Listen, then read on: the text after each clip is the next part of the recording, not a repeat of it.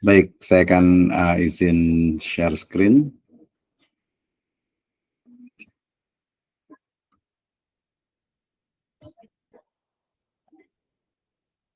Ya, mudah-mudahan terlihat ya. Sambil nanti saya juga buat 2 layar biar agar kelihatan. Jadi biar dua-duanya, jadi biar tidak hanya ngelihat gambarnya tapi ngelihat orangnya juga. Oke. Oh, kekurangannya kalau seperti ini nanti tidak kelihatan di sininya ya.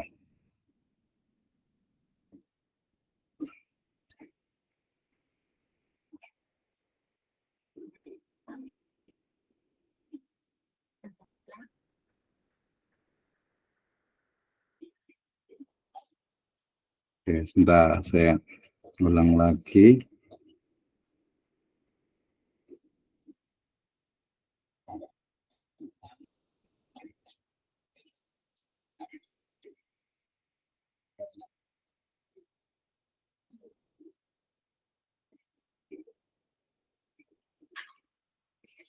Ya, baik, mudah-mudahan sudah terlihat dengan jelas ya materi hari ini, yaitu terkait dengan menulis artikel ilmiah step by step ya.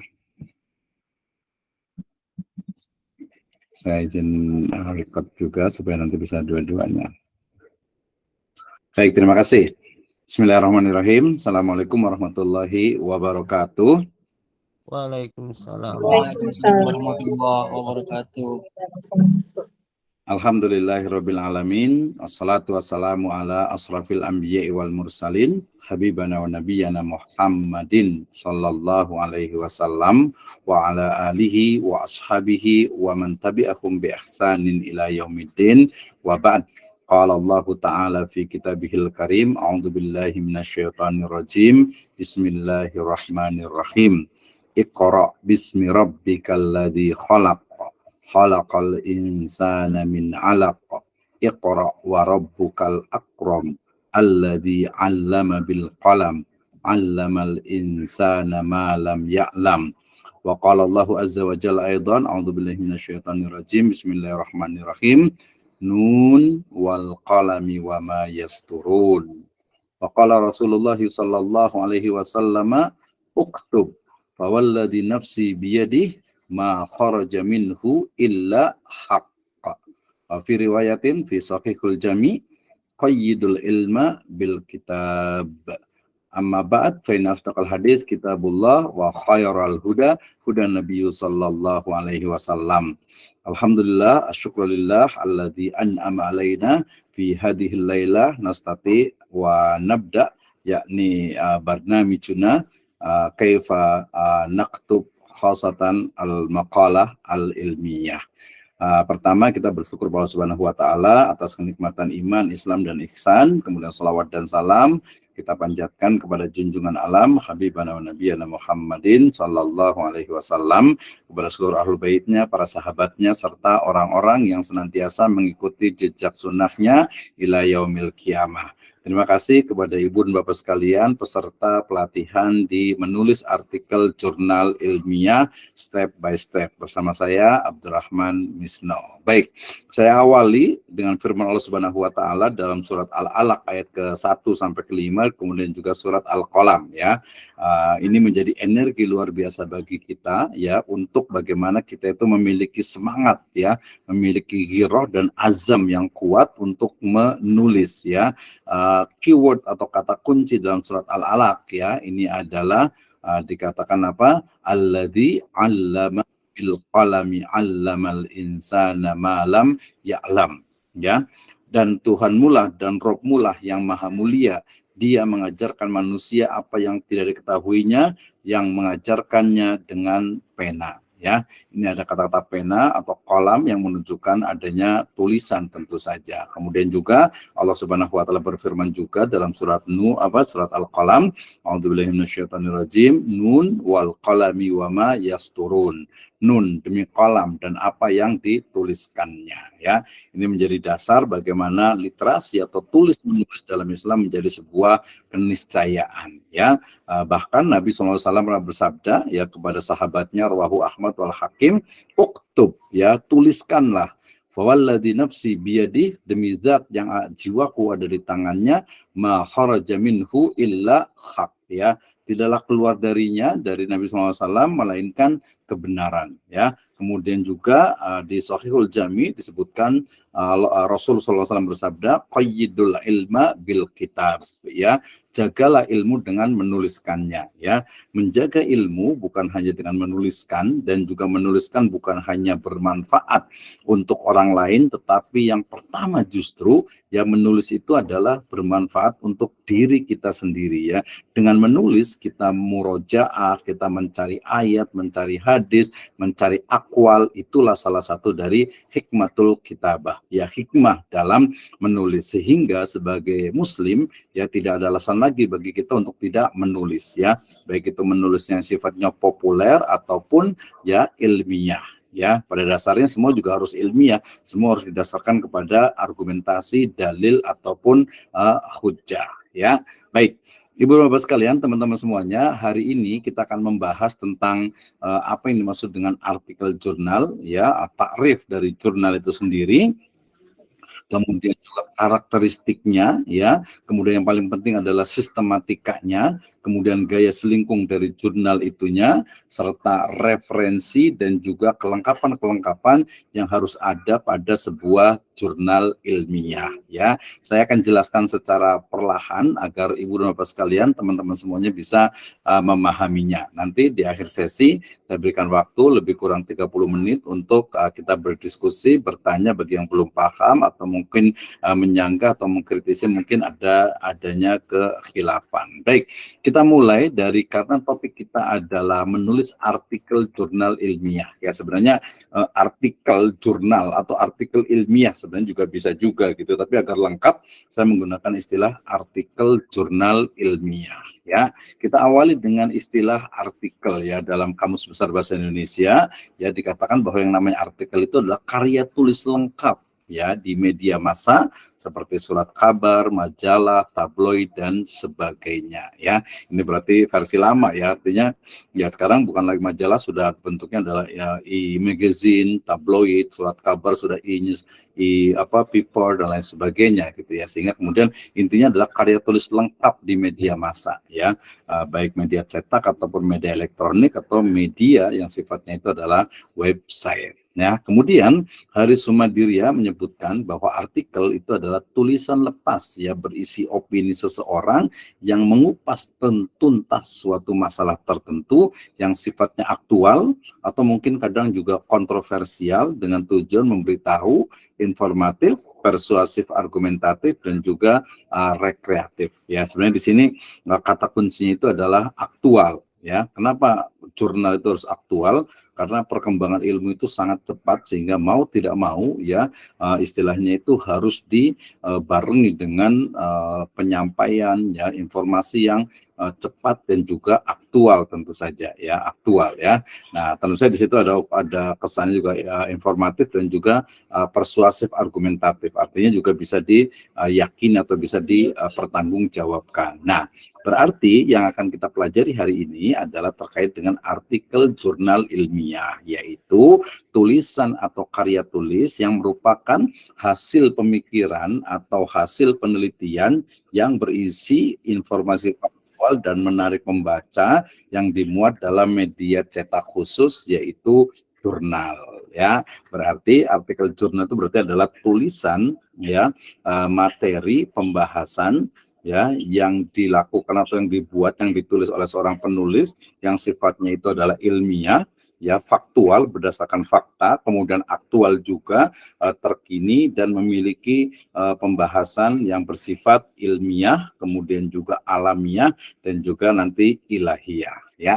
Ini adalah artikel jurnal ilmiah. Yang berikutnya, ya, jurnal ilmiah atau artikel jurnal ilmiah itu memiliki karakter, ya. Karakter di sini artinya itu adalah apa? Adanya kekhasan dibanding dengan mungkin hanya sekedar misalnya opini atau mungkin sanggahan dan sebagainya. Ini berarti dia punya kekhasan. Yang pertama adalah perspektif yang digunakan itu adalah penulis, ya. Maksudnya yang namanya jurnal, namanya artikel jurnal itu adalah kita, ya, sebagai author, ya, sebagai penulis yang memang perspektifnya adalah kita. Makanya kalau nanti ada yang tidak sesuai atau mungkin ada yang istilahnya itu sedikit bertentangan, ya silahkan bantah lagi dengan tulisan juga, gitu ya. Nah, ini menjadi hal yang penting. Yang kedua, bahwa jurnal ini adalah karya intelektual, ya. Artinya rasional, artinya ketika seseorang itu membaca, ya dia harus menggunakan logikanya, menggunakan intelektualitasnya, menggunakan juga rasionalnya. Maksudnya apa? Jadi ketika sebuah tulisan, sebuah artikel jurnal itu diterbitkan, maka otomatis membacanya juga dia harus rasional, ya.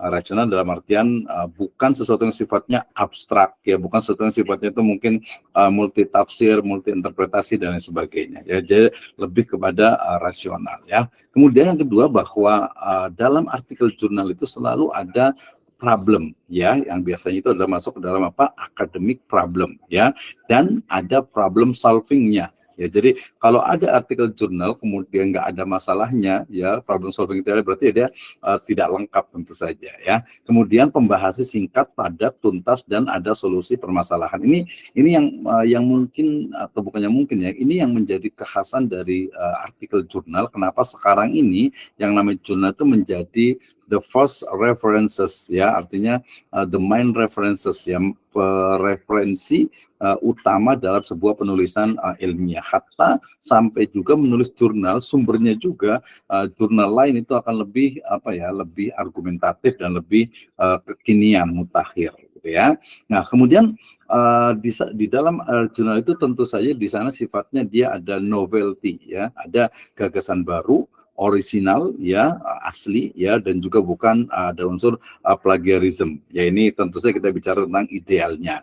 Nah, bahasanya itu biasa sederhana, jelas, kemudian hidup, menarik, ya, fresh, gitu ya, populer dalam ini tertentu, ya, dan tentu saja adalah ilmiah dan juga komunikatif tentu saja. Jadi bisa dipahami oleh banyak orang, ya. Kemudian menyangkut kepentingan publik. Jadi kalau jurnal itu ya semua bidang lah, ya, semua bidang ilmu, ya, baik itu eksak, gitu ya, humaniora, ilmu alam, ilmu pasti dan lain sebagainya, ya. Nah, nanti yang menarik juga bahwa nama penulis itu, ya, kalau umpamanya harus dicantumkan, dan nama penulis itu di situ tidak menggunakan gelar sebagai bentuk, ya, semacam mungkin egaliter, ya. Jadi tinggal dibuktikan saja, nggak perlu pakai gelar, nanti akan kelihatan kualitas dari tulisannya itu sebenarnya seperti apa, gitu ya. Oke, next, ya, ini adalah karakteristiknya. Nah, kemudian gaya penulisan dari artikel ilmiah atau artikel jurnal ilmiah. Jadi selain tadi ada karakternya, ternyata ada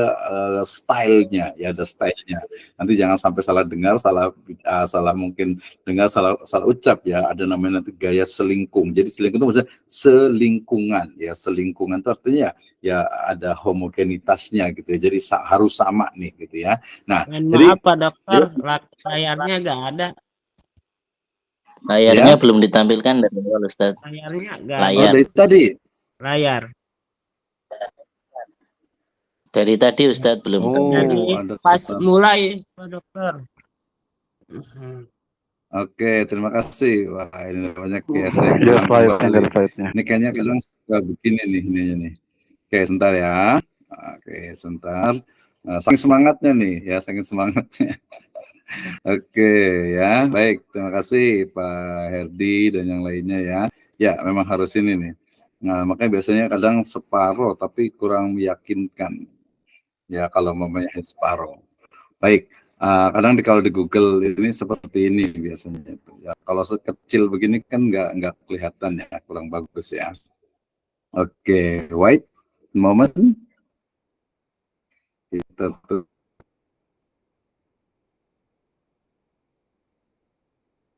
bentar.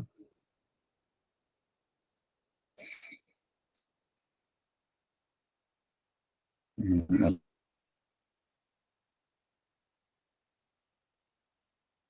Atau bisa juga pakai slide from beginning. Oke, sekarang sudah kelihatan belum? Kelihatan, Pak Dokter. Sudah, Sudah, Ustaz. Pak Dokter, kelihatan. Apakah Sudah, alhamdulillah kelihatan? sudah.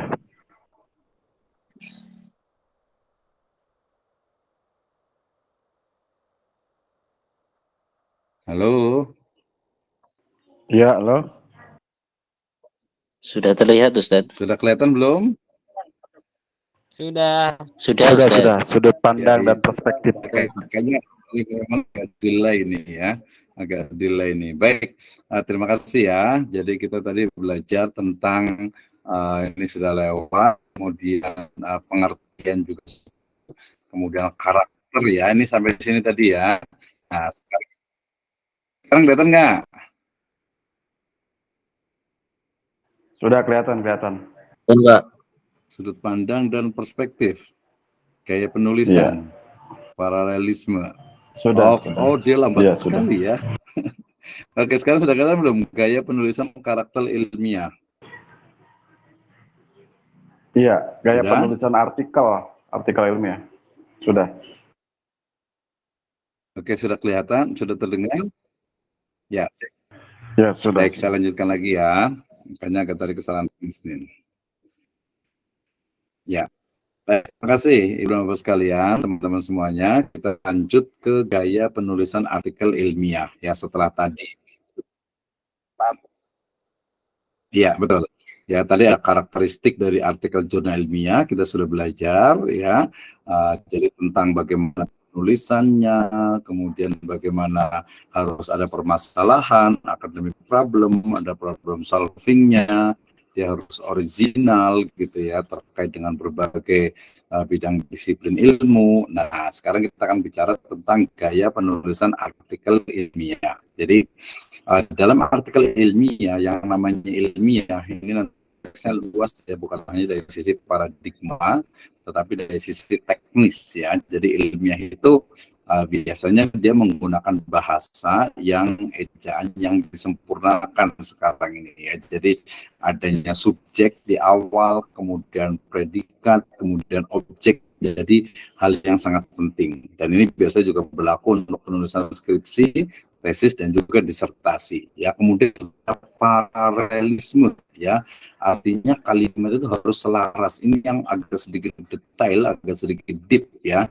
Jadi ketika sebuah tulisan dari paragraf pertama ke paragraf berikutnya dia mesti padu ya, dia harus bersambung, sehingga kalau kita menguji skripsi, tesis ataupun disertasi, kita membaca satu paragraf itu akan kita lihat apakah tulisan itu dia loncat-loncat atau tidak gitu ya. Artinya harus padu ya. Kemudian juga dalam penulisan itu juga hindari ambiguitas, karena membingungkan.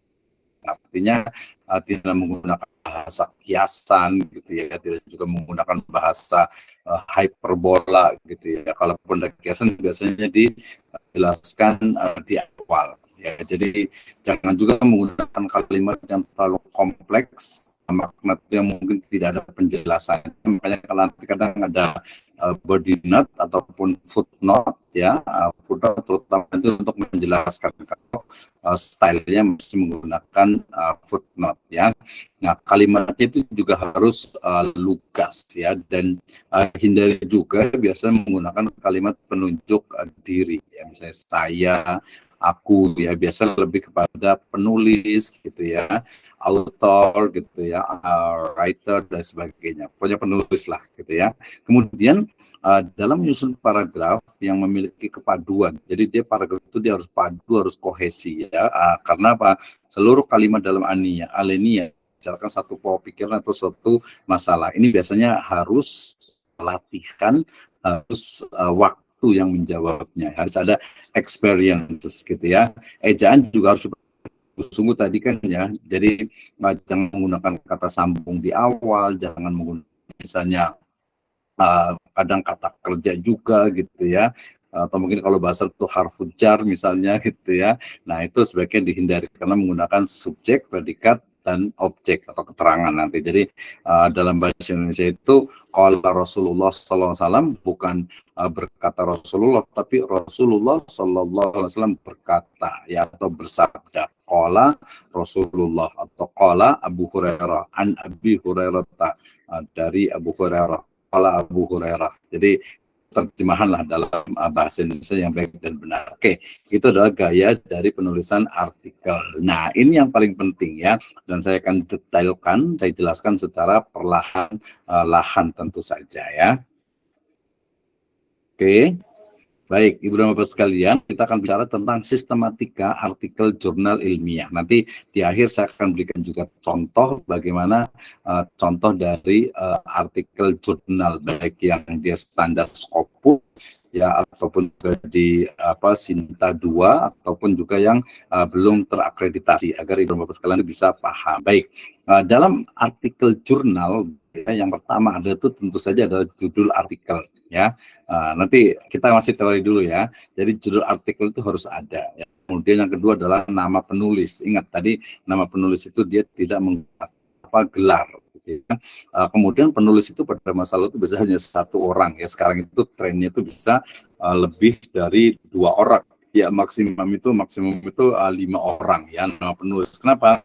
Sebenarnya logikanya itu adalah ketika 5 orang dengan disiplin ilmu yang berbeda gitu ya, maka dia akan melahirkan sebuah novelty. Jadi bukan hanya numpang nama saja gitu ya. Oke, ada nama penulis, nanti ada institusi dan juga ada email ya, biasanya yang digunakan untuk korespondensi ya. Kemudian yang kedua ada abstrak. Kita akan bicara tentang abstrak, apa itu abstrak, bagaimana tips menulis abstrak ya, dan juga karakter-karakter dalam abstrak, termasuk juga adanya keyword atau kata kunci ya. Setelah abstrak baru ke pembahasan. Nanti dalam pembahasan meliputi pendahuluan atau background, latar belakang masalah, introduction, kemudian nanti ada pembahasan intinya, kemudian juga ada metode penelitian yang digunakan, kemudian nanti ada konklusinya atau analisis hasil penelitian ya, sampai kepada simpulan dan daftar pustaka gitu ya. Sesimpel ini sebenarnya gitu ya dalam teorinya. Baik, kita mulai dari yang pertama, title ya atau judul. Ini menjadi hal penting ya. Kenapa ya? Ini sebenarnya berlaku juga baik itu untuk skripsi, tesis ataupun disertasi dalam jurnal. Jadi judul yang baik tentu saja adalah yang ketika orang itu membaca itu dengan cepat itu mengetahui ruang lingkup. Misalnya tulis adalah tentang development of curriculum ya, berarti pengembangan kurikulum ya, based from misalnya fikih anti korupsi misalnya gitu ya, anti corruption fikih misalnya. Berarti sudah dia sangat spesifik sekali. Ingat, salah satu dari kekhasan jurnal itu adalah dia ruang lingkupnya itu dia sempit tetapi mendalam gitu ya. Jadi ketika ada tesis misalnya gitu ya, di sini ada Pak Herdi nih ya, jadi tesis itu bisa jadi 2 minimal tuh bisa jadi 2 jurnal gitu ya, baik yang sifatnya mungkin deskriptif ataupun yang analisis. Apalagi kalau yang di kuantitatif misalnya dia menggunakan 2 atau 3 variabel gitu, maka itu sangat mungkin satu tesis itu menjadi 2 jurnal. Demikian juga kalau memilih disertasi itu bisa jadi 2 ataupun 3 jurnal ya. Kenapa? Karena dia formal, kemudian objek materialnya, masalahnya itu dia sangat spesifik ya, sehingga fokus pembahasannya itu jadi tidak kemana-mana. Kemudian ini juga menarik dan menggugah pembaca, biasa ada sedikit provokatif gitu ya. Kenapa? Karena agar orang itu ini ternyata hal yang baru misalnya gitu ya, sesuatu yang mungkin menarik untuk bikin penasaran orang bisa juga. Dan syaratnya jangan lupa jangan terlalu panjang gitu ya, jangan terlalu panjang sehingga kemudian menjadikan malah tidak elegan ya, tidak sesuai dengan proporsinya, dan bisa ditulis setelah selesai pembahasan. Ini juga nanti kalau judul misalnya jurnal gitu ya, jadi jangan langsung gitu judul harus ini, enggak juga gitu ya. Ini hampir sama dengan juga di penelitian kualitatif ya. Jadi judul itu bisa diletakkan atau bisa diperbaiki, bolehlah kita nulis judul sementara ya, nanti kemudian akan diperbaiki atau akan dirubah gitu ketika penulisan itu sudah selesai ya. Jadi bisa ditulis setelah selesai pembahasan. Kenapa? Karena banyak nih ya. Jadi bukan kayak bahasa koran atau mungkin bahasa website gitu ya. Judulnya apa gitu ya, isinya itu kemana? Judulnya ke timur, isinya ke barat gitu ya. Nah itu seperti itu. Jadi harus betul-betul itu mewakili dari isi konten tulisan jurnal kita ya. Ini judul. Nah, penulis, institusi dan email ya. Jadi ingat, penulis itu ditulis tanpa gelar gitu ya. Jadi ini menunjukkan tadi egaliternya. Makanya mau dosen mau mahasiswa ya apa namanya tidak ada bedanya penulisan di jurnal gitu ya. Nah, termasuk juga di dalamnya juga tidak menggunakan gelar ya, kecuali mungkin gelar-gelar khusus misalnya Imam Syafi'i gitu ya, atau mungkin juga ada kiai tertentu gitu ya. Mungkin itu ada pengecualian, tapi secara umum gelar akademik itu dihilangkan, menunjukkan egaliter dan ilmu itu bisa berasal dari siapa saja selama dia itu bisa dipertanggungjawabkan. Nah, lembaga tempat aktivitas itu sebenarnya sebagai korespondensi. Nanti ketika kita menulis jurnal sekarang ini, kalau zaman dulu itu kan langsung kita kirim ke orangnya. Tidak, sekarang itu dengan OJS, Open Journal System, semuanya serba digital sehingga kita masuk ke websitenya, website jurnal tertentu ya. Kemudian nanti kita membuat akun di situ. Nah, kemudian kita bisa submit, tentu saja nanti dengan template. Template itu adalah contoh atau apa ya, pattern ya dari tulisan yang ada di situ ya. Jadi style format dari penulisan jurnalnya kita unduh, kita download, kemudian kita ikuti gaya atau format dari jurnal yang ada ya. Jadi email juga sama karena semuanya dengan komunikasi itu dengan email. Ini kita bicara yang ideal ya. Kalau yang tidak ideal mungkin kita kirim ke mungkin ke bagian redaksinya gitu, atau mungkin manajernya, tapi itu tidak disarankan. Tetap saja lebih bagus itu karena itu nanti dinilai gitu ya, masuk ke dalam akreditasi jurnal. Makanya dalam jurnal itu ada akreditasi mulai dari Sinta 6, Sinta 5 gitu ya, kemudian Sinta 4, 3, 2, Sinta 2 sekarang ini ya sampai dengan Sinta 1 itu, Sinta 1 dia sudah sama dengan Scopus. Scopus itu adalah standar untuk jurnal yang sifatnya itu internasional, selain juga Elsevier, Thomson Reuters dan lain sebagainya gitu ya. Tapi yang standar sekarang itu adalah Scopus gitu ya. Oke, ya jadi ini penulisan nama lembaga. Ini kalau dia gaya selingkungnya itu adalah pakai footnote, maka nama penulis bisa lembaga dan emailnya itu diletakkan di bawah di bagian footnote. Oke, kita lanjutkan ya. Sekarang kita akan bicara ya. Oke. Nah, sekarang kita akan bicara tentang abstrak ya, dan juga kata kunci atau keyword. Nanti kita kasih contohnya ya, tenang saja, ini masih teori dulu ya. Jadi abstrak itu adalah intisari isi artikel yang menginformasikan ada latar belakang, kemudian rumusan, kemudian juga metode ya,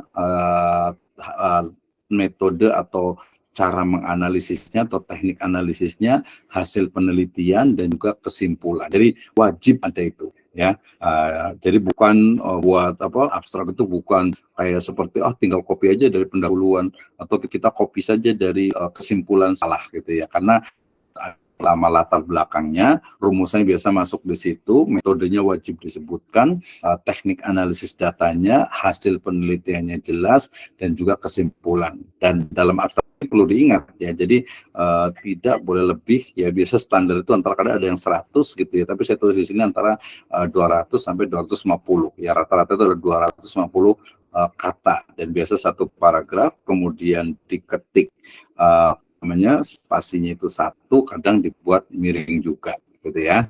Ini untuk abstrak. Jadi abstrak itu dia tidak 250 kata. Jadi hanya mungkin sepertiga halaman A4 gitu ya. Itu abstrak. Jadi kalau ada abstrak yang panjang itu bahkan sampai ini, itu biasanya itu berlebihan gitu ya. Itu tidak sesuai ya. Misalnya ada yang mungkin menulis skripsi atau tesis, abstrak itu 1 halaman full gitu ya. Oh, itu kayaknya kepanjangan gitu ya. Kepanjangan. Jadi 250 kata gitu ya. Nah, setelah kata atau setelah abstrak itu dia tentu saja ada keyword atau kata kunci ya. Kata kunci ini terdiri dari 3 atau 6 kata yang merupakan kata benda atau kata sifat ya. Ingat, jadi abstrak ini adalah atau keyword ini adalah kata benda atau kata sifat, jadi bukan kata kerja yang menjadi kunci ataupun keyword dalam sebuah tulisan gitu ya, sehingga kita paham oh ternyata ini ya apa namanya, jadi dari sisi istilahnya itu apa penulisannya itu seperti ini. Jadi misalnya saya mau menulis tentang misalnya cryptocurrency dalam kajian fikih madzhab misalnya, maka saya pasti akan pertama cryptocurrency, kemudian juga fikih ya, kemudian madhab gitu ya, dan mungkin ada hukum positif di Indonesia, nanti ada hukum Indonesia misalnya. Nah, itu ada keywordnya atau kata kuncinya, sehingga abstrak ini mewakili. Jadi sebenarnya orang kalau kita mau membaca dari hasil penelitian ataupun hasil dari skripsi, disertasi dan juga jurnal ya kita cukup melihat dari abstraknya itu sudah ketahuan oh dia latarnya ini, masalah yang diteliti, metodenya ini, cara menganalisisnya ini, hasil dari penelitian adalah ini, serta kesimpulannya. Oke, itu adalah bagian dari bagaimana kita menulis ya abstrak. Oke, next berikutnya ya. Ini yang paling penting dalam penulisan jurnal itu sistematika pembahasan ya. Sistematika pembahasan tadi ya. Tadi sudah awal itu sudah mulai dari judul, kemudian penulis, kemudian institusi, kemudian email, kemudian abstrak, keyword. Nah, kita langsung masuk ke pembahasan utama ya. Tentu saja diawali dengan introduction ataupun backgrounds ya, pendahuluan atau latar belakang gitu ya. Ini masing-masing berbeda, ada yang menggunakan introduction ya, pendahuluan, ada juga menggunakan background, latar belakang. Intinya adalah yang antarkan pembaca kepada sebuah permasalahan yang teridentifikasi dan layak untuk diteliti dan diambil, atau hasil dari penelitiannya itu akan bermanfaat ya. Setelah pendahuluan, berikutnya adalah materi inti. Materi inti maksudnya adalah pembahasan. Kita mau menulis tentang apa nih? Kayaknya nanti boleh saya secara sistematiknya itu seperti apa, pendahuluannya, materi intinya, termasuk metodenya. Jadi mulai dari pendahuluan, misalnya nih saya mau menulis kemarin terakhir itu tentang manajemen keuangan masjid gitu ya, manajemen keuangan masjid ya. Permasalahan utamanya adalah terkait dengan standarisasi untuk laporan keuangan masjid ya. Nah, introduction di pendahuluan saya akan berbicara tentang bagaimana masjid sebagai sebuah entitas ya, yang awalnya adalah tempat ibadah, kemudian berkembang ya dalam ranah pranata sosial ataupun pranata ekonomi ya, pranata keagamaan Islam gitu ya, sehingga kemudian tidak hanya untuk ibadah, tetapi sekarang itu sudah menjadi tempat rekreasi, kemudian juga dikumpulkannya ziswaf, zakat, sedekah dan wakaf, bahkan juga menjadi entitas bisnis ya, ketika memang masjid tersebut memiliki divisi bisnis gitu ya. Itu di pendahuluan. Nah, sayangnya memang ketika laporan keuangan ya, masjid itu kadang apa adanya gitu, atau mungkin masih ada beberapa masjid yang menggunakan masih perbankan konvensional atau ribawi gitu ya. Kemudian juga tidak memisahkan antara dana wakaf dengan dana zakat, infak, sedekah atau zakat zakat secara khusus juga gitu ya. Nah, ini menjadi permasalahan. Ya, materi intinya berarti saya akan bicara tentang bagaimana sejarah dari masjid, kemudian juga fungsi-fungsi dari masjid, kemudian secara spesifik adalah fungsi untuk mengelola dana zakat, infak, sedekah dan wakaf gitu ya. Nah, setelah itu baru masuk ke metode. Berarti metodenya saya mau pakai apa nih gitu ya. Nah, misalnya saya menggunakan teori tentang di kualitatif, misalnya saya menggunakan grounded theory ya, teori dasar di mana dari fenomena yang ada kemudian kita melahirkan atau memunculkan ya, sebuah teori gitu ya, sebuah teori baru. Nah, ditambah juga dengan mungkin pengembangan dari hifdzul mal dalam konteks maqasidus syariah dan juga Islamic wealth management. Ya, nah dari metode itu yang akan dijadikan tool, kemudian hasil penelitiannya. Ya, hasil penelitian berarti apa yang kita dapatkan ya dari kalau kuantitatif ya berarti hasil dari angket atau kuesioner yang disebarkan ya.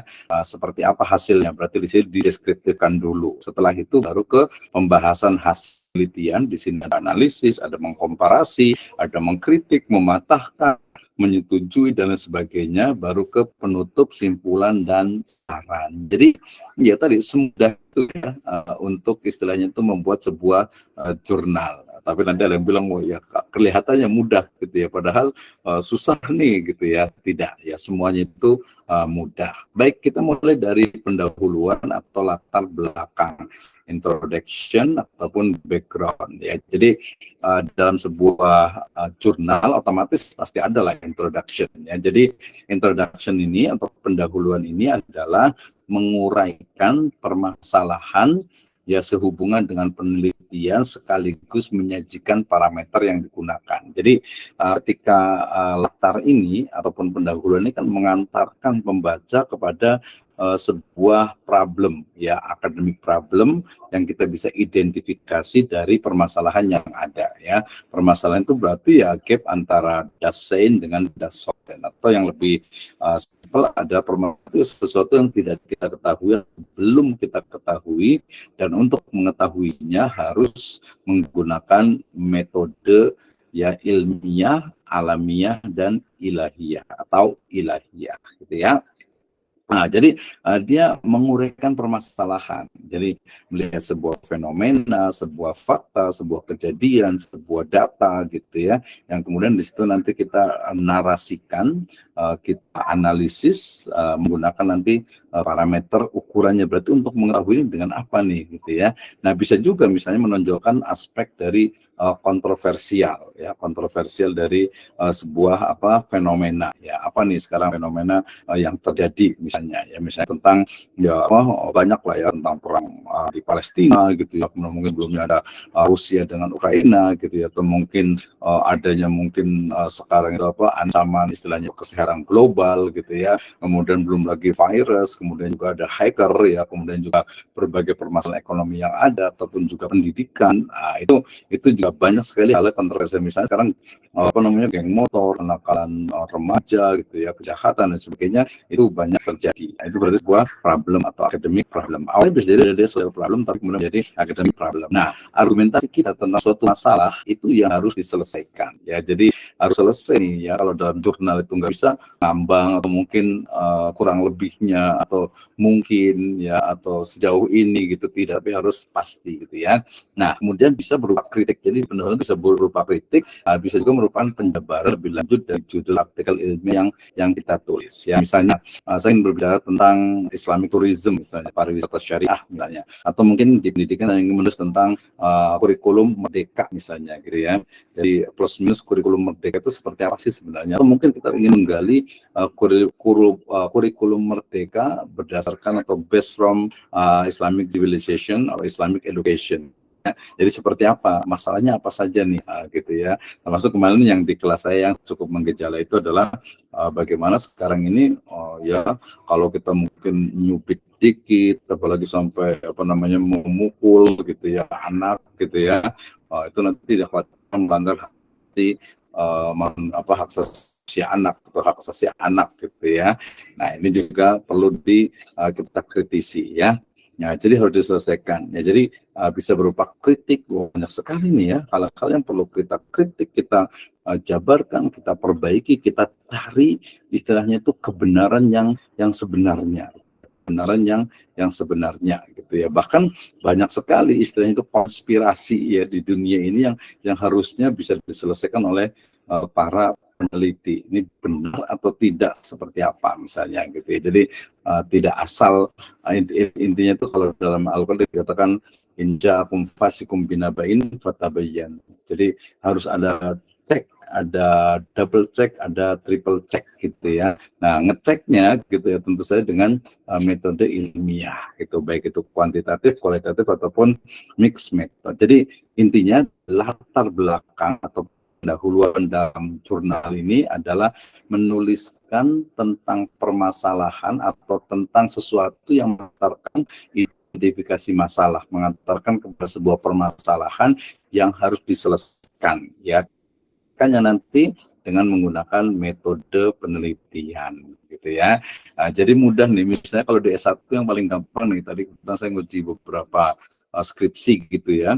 Jadi mahasiswa itu ingin meneliti tentang paling gampang ya, misalnya strategi guru Al-Quran ya dalam meningkatkan jumlah hafalan Al-Quran santri. Itu kan gampang gitu ya.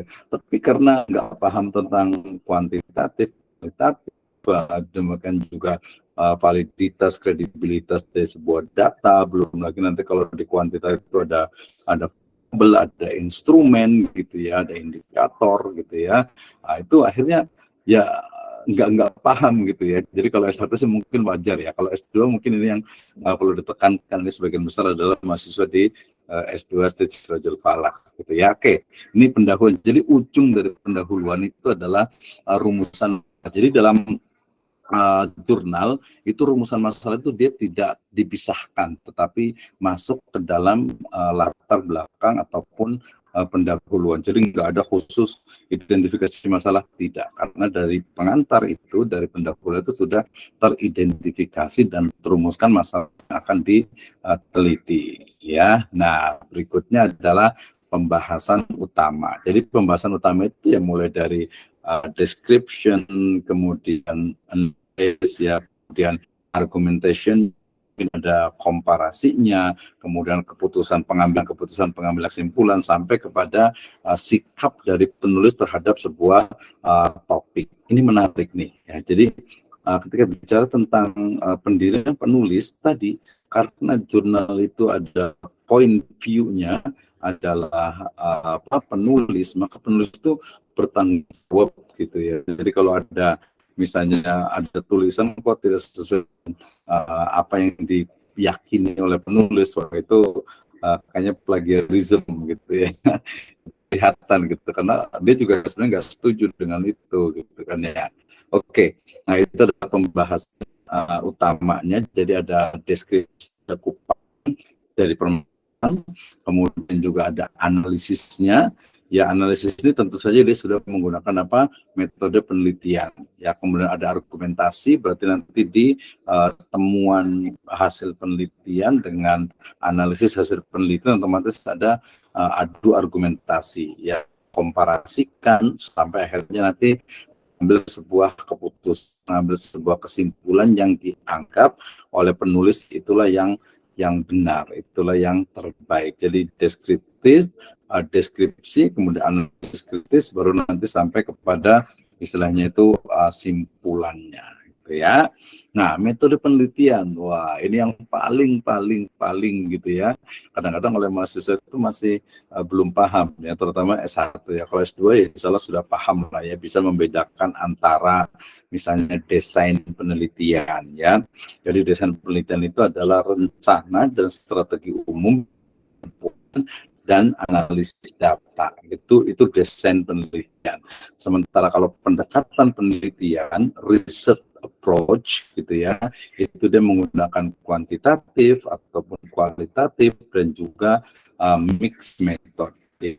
Nah, saya mau menambahkan juga dengan belum saya tulis, yaitu Islamic approach ya, atau bisa juga the celestial approach ya. Jadi pendekatan berbasis Islam ini juga menjadi hal yang penting. Kemudian termasuk juga metode penelitian. Kalau metode berarti ya dia lebih fokus kepada cara mengumpulkan data, ya teknik pengumpulan datanya sampai kepada menganalisis. Dia sangat spesifik di dalamnya, gitu ya. Jangan spesifik artinya cara teknik mengumpulkan data sampai menganalisis datanya.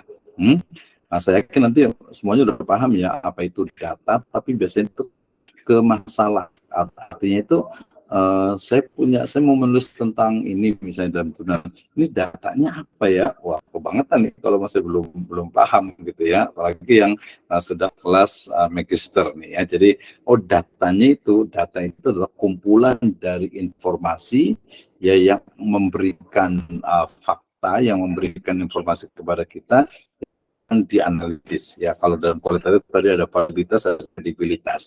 Kalau nanti di kuantitatif nanti mulai dari normalitas, heterodexisitas gitu ya, kemudian juga ada nanti menggunakan berbagai analisis di kuantitatif gitu ya.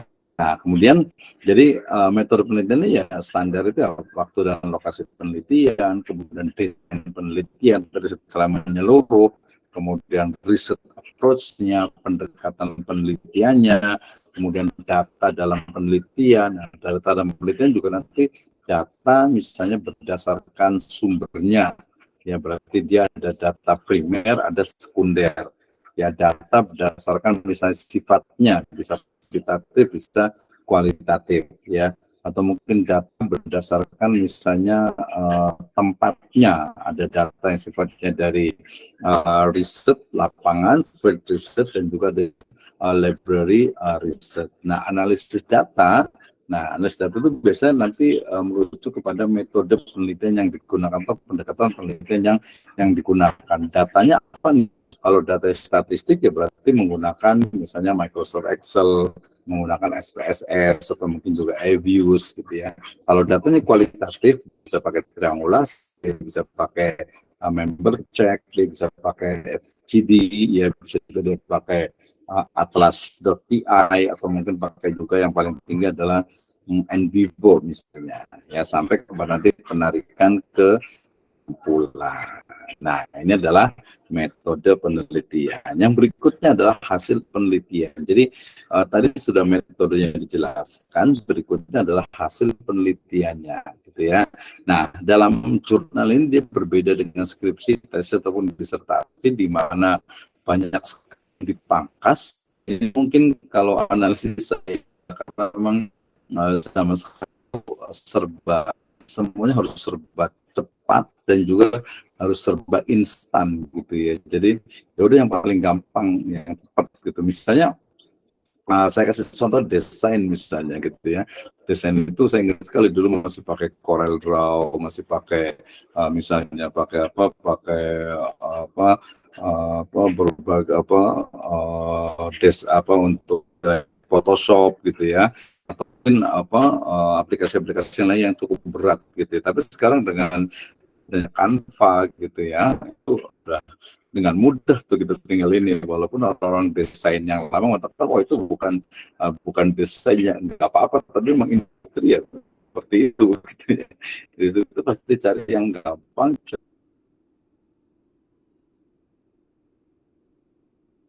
cari yang mudah, cari yang tepat. Makanan juga sama, orang dulu ya ayam itu ya ayam kampung gitu ya.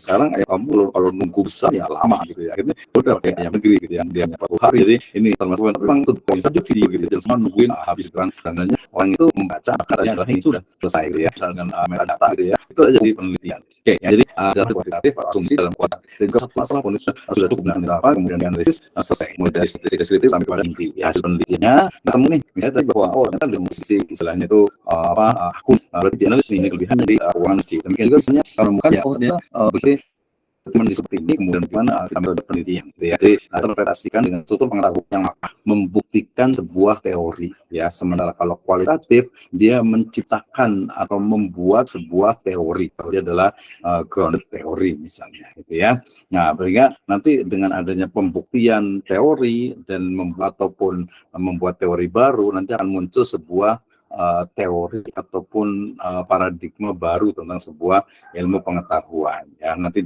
di level master dengan doktoral itu dia novelty, ya, kebaruan dari hasil penelitian, khususnya di level master dan juga doktor aja dan novelty, ada sesuatu yang baru. Di kuantitatif juga sama, ya. Misalnya ketika orang yang hanya meneliti X1 dan X2 gitu, ya, maka kita tambah satu lagi yaitu X3 terhadap Y, atau mungkin ada mediator, ada intervening yang mempengaruhi. Jadi X1 itu akan berpengaruh secara tidak langsung terhadap Y melalui intervening, yaitu misalnya X3 atau X4 misalnya, itu di kuantitatif. Sementara kalau di kualitatif berarti kita akan menemukan misalnya bahwa, ya, penggunaan media sosial saat ini sudah sampai ke ranah yang mungkin sangat mengkhawatirkan, gitu ya. Ini terbukti dengan berbagai aplikasi yang justru membahayakan, terutama untuk anak-anak, gitu ya. Nanti misalnya ada survei, ada penelitian tentang pengaruh dari penggunaan gadget, ya, terhadap cara berpikir, terhadap mungkin kalau standar itu prestasi, hasil belajar, gitu, akhlak dan lain sebagainya, ya. Nah, ini menjadi hal yang cukup menarik. Kemudian misalnya juga zaman sekarang ini ekonomi misalnya, gitu ya.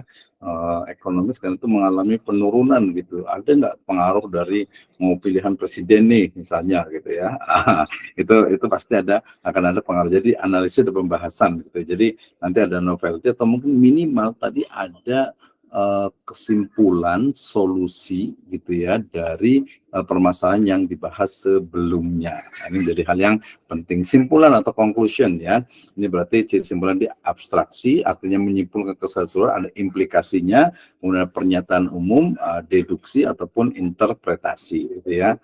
Kemudian simpulan ini biasa berisi dari jawaban, hipotesis kalau dia adalah kuantitatif, kemudian dirumuskan secara singkat dan dinyatakan dengan tegas, gitu ya. Tadi jadi tidak menggunakan kata mungkin atau kiranya atau mungkin tampaknya, gitu ya. Tidak seperti itu, atau sejauh ini, gitu ya. Jadi tidak, jadi dia subjektif, gitu ya, subjektif, tapi subjektifnya itu dia ada argumentasi, ada dasarnya, gitu ya. Sehingga artikel ilmiah juga bisa mengajukan saran, ya, yang berkaitan dengan penelitian logis dan sahih ditujukan kepada orang, lembaga atau pihak yang berwenang. Tadi kesimpulan saya tentang standar keuangan masjid berarti bahwa hendaknya para pengurus masjid, ya, menggunakan atau memanfaatkan, ya, laporan keuangan yang memiliki standar sehingga akan memberikan dampak positif kepada jamaah dan juga donatur. Ya, itu adalah rekomendasinya. Oke, itu adalah simpulannya. Daftar pustaka, references, I think is important for us. Ini penting juga. Jadi terkait dengan buku, kemudian artikel jurnal, mungkin juga jurnal sekarang semua juga ada OJS, ya. Kemudian juga mungkin ada juga artikel surat di internet, gitu ya. Atau mungkin juga artikel surat kabar yang tidak ada penulisnya, gitu ya. Ini berdasarkan abjadnya. Penyusunannya dilakukan secara spasi rapat, spasi satu, sesuaikan dengan gaya selingkung, baik itu menggunakan mungkin APA style atau mungkin pakai Seikago, gitu ya, atau mungkin pakai purposes yang lainnya, ya. Artinya dia standar. Nah, ini misalnya penulisan daftar pustaka menggunakan American Psychological Association style, gitu ya, di mana dia ada nama orangnya di balik, kemudian namanya, baru kemudian tahun, baru judul bukunya, baru penerbitnya, baru kota terbitnya, baru nama penerbitnya atau publishernya, ya. Ini kalau satu. Tapi ada juga nih yang dia nama dibalik, kemudian nama aslinya, kemudian baru langsung ke langsung ke judulnya, kemudian kotanya, baru kemudian penerbitnya sampai di akhir tahunnya. Tahunnya itu diletakkan di akhir. Ini nanti disesuaikan dengan dengan gaya selingkung dari masing-masing jurnal. Okay, it's me, ya. Okay, we can discuss about how to write journal article. Oke, nah kemudian saya ingin juga menunjukkan tentang ini, menunjukkan contoh ya, contoh dari jurnal yang ada. Oke, izinkan saya ini lagi, izin untuk di Windows. Oke, saya mulai dari yang paling tinggi dulu ya. Nah, mudah-mudahan terlihat ya. Ini adalah Belum, contoh Pak. dari sudah terlihat belum? Sudah barusan. Oke ya, baik. Ini adalah International Journal of Psychosocial Rehabilitation. Ini tulisan saya, kemudian Pak Khalilur Rahman, kemudian Prof. Abdullah Idi, kemudian Dewi Maharani, dan ada Prof. Hana ya. Ini jurnal Scopus standarnya. Ini saya udah download ya.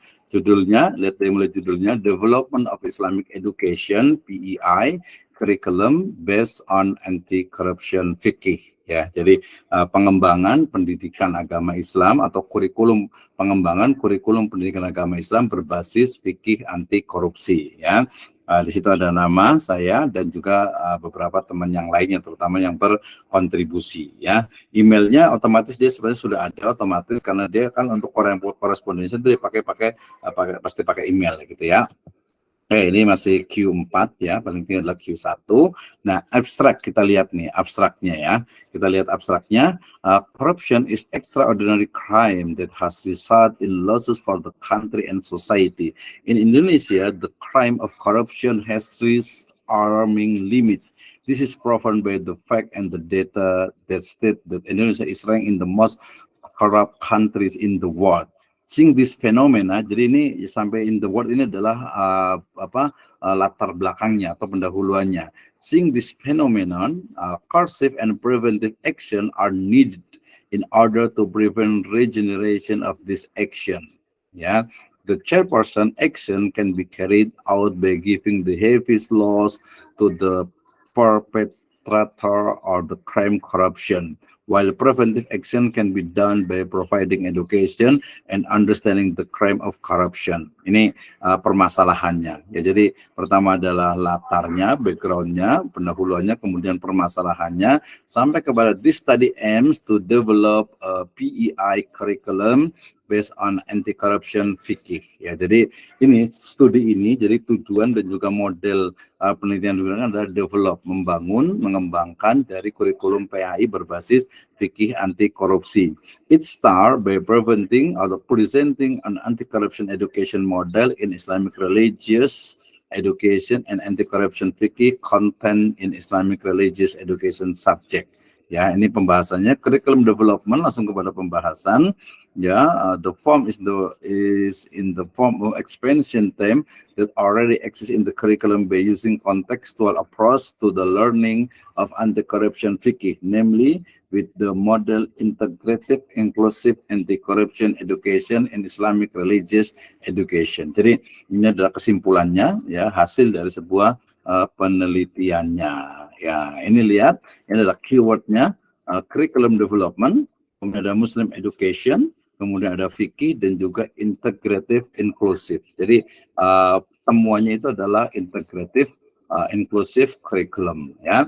Nah, ini tadi kan ini di atasnya sebenarnya ininya ya, artinya yang tampil di mana-mana gitu ya, yang bisa digunakan. Nah, ini yang seperti ini ya. Nih, lihat ya.